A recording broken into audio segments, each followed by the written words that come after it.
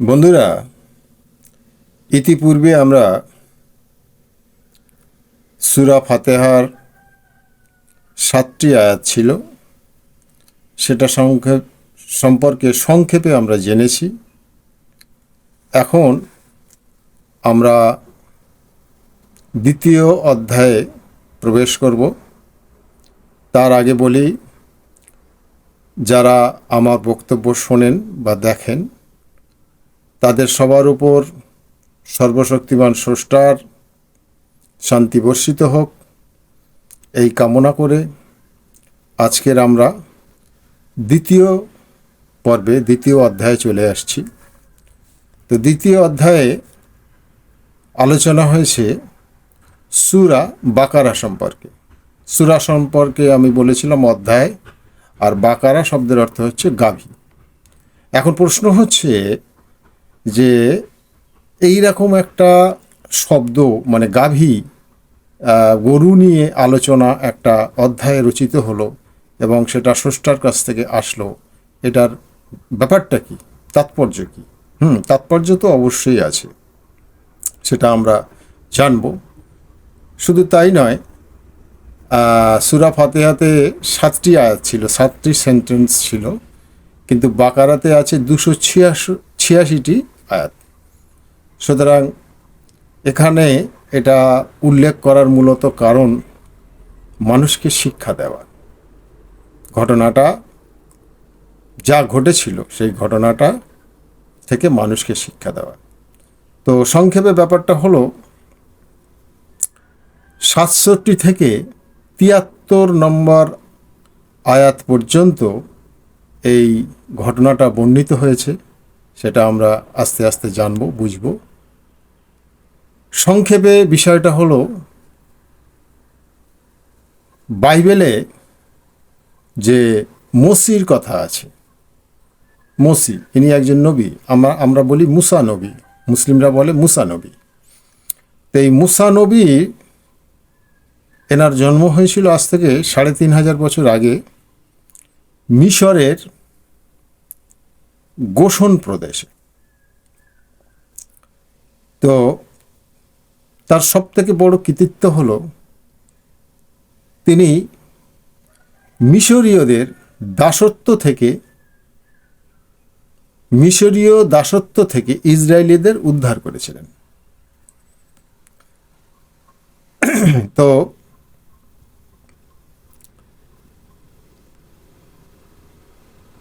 এখন বিষয়টা হচ্ছে,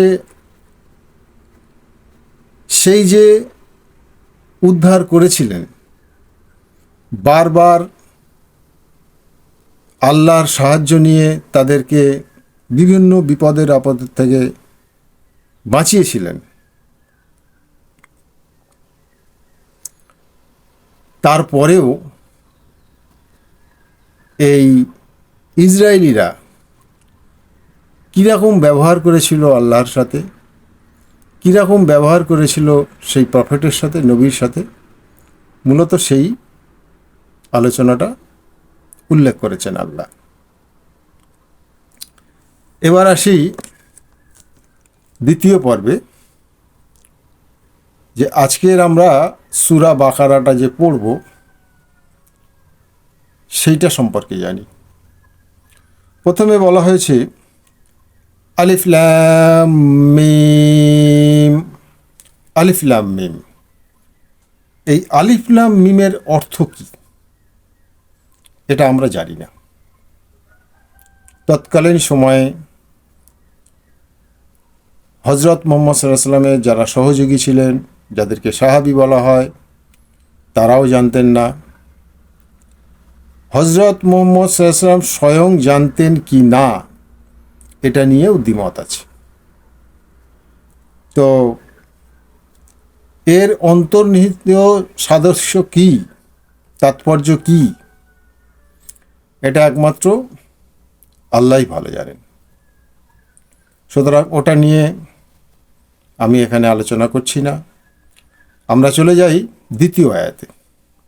দ্বিতীয় আয়াতে বলা হয়েছে জালিকাল কিতাবুলা রাইবা ফি হুদাল লিল মুত্তাকিন। এই দ্বিতীয় আয়াতটা নিয়েই আমরা আলোচনা করব আজকের। এখানে বলা হয়েছে জালিকাল কিতাবুলা রইবাফি হুদাল্লিল মুত্তাকিন। অর্থ কি? বলা হচ্ছে এই সেই কিতাব যাতে কোনো সন্দেহ নেই। এখন প্রশ্ন হচ্ছে, আল্লাহ তাআলার এরকম একটা কথা বলার কারণ কি? এই সেই কিতাবেতে কোনো সন্দেহ নেই। এটার কারণ হলো, কোরআন যখন নাজিল হচ্ছিল সেই সময় এক ইহুদি যার নাম মালিক ইবনে সাইফ, তিনি আরবে প্রচার করে বেড়াতেন যে হজরত মুহাম্মদ সাল্লাল্লাহু আলাইহি ওয়াসাল্লাম নবী নন এবং তার হাতে যে কিতাব আসছে এটা পূর্ব ঘোষিত, অর্থাৎ কোরআনের আগে যে সব কিতাবগুলো এসছে সর্বশক্তিমান স্রষ্টার কাছ থেকে, সেখানে যে কিতাবের কথা উল্লেখ আছে এটা সে কিতাব না। এইভাবে মানুষকে বিভ্রান্ত করতেন। ঠিক সেই কারণেই আল্লাহ এই আয়াতটা নাজিল করলেন, বললেন এ সেই কিতাব যেটাতে কোনো সন্দেহ নেই, এতে সেই পথ নির্দেশ আছে মুত্তাকিদের জন্য।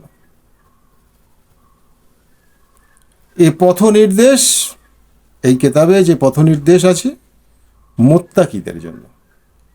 এখন প্রশ্ন হচ্ছে, মুত্তাকি আরবি শব্দ, মুত্তাকি শব্দের অর্থ কি? মুত্তাকি বলতে ঠিক এখানে সর্বশক্তিমান ঈশ্বর কি বোঝাতে চেয়েছেন মানুষকে, পৃথিবীর মানুষকে? পৃথিবীর মানুষকে বোঝাতে চেয়েছেন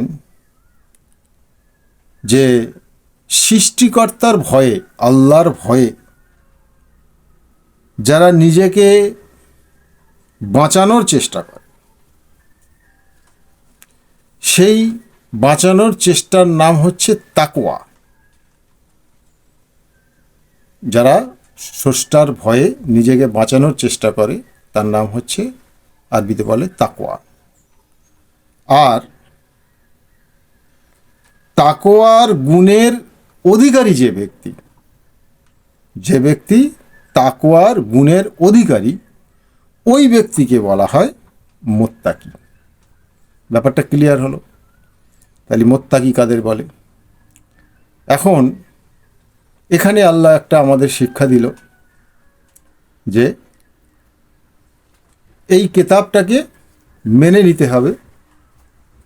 এটা সত্য কিতাব, স্বয়ং স্রষ্টার কাছ থেকে এসছে। আর কাদের জন্য এসছে? মুত্তাকিদের জন্য এসছে, যারা সৃষ্টিকর্তাকে মানে, বিশ্বাস করে, তাদের জন্য এই কিতাব। তো আজকের এই পর্যন্তই আলোচনাটা থাক। পরবর্তীতে আমরা পরবর্তী আয়াতে যাব, আলোচনা করব। আপনাদের সবার উপর সর্বশক্তিমান স্রষ্টার শান্তি বর্ষিত হোক, এই কামনা করে আজকে শেষ করলাম। ধন্যবাদ।